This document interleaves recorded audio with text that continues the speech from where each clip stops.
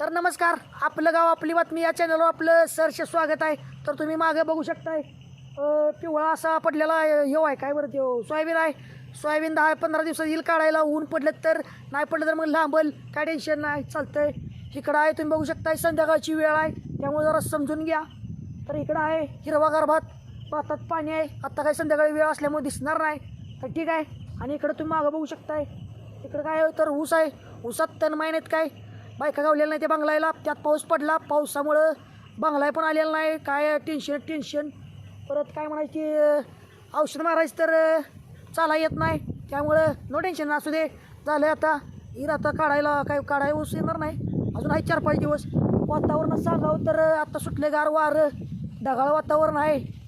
कधी ऊन पडतंय कधी पाऊस येतोय. पाऊस पण काय असेल हे पण येणं झाला आहे. आला तर आला, गेला तर गेला, जाऊ दे, काय टेन्शन नाही. तर आपलं गाव आपली बातमी एवढं सांगून आपलं थांबतो. तर तुम्ही आपल्या चॅनलला सबस्क्राईब करा, लाईक करा, शेअर करा. जय हिंद, जय महाराष्ट्र. तालुका वाळवा, जिल्हा सांगली, भाई ठोकोत आली. जय हिंद.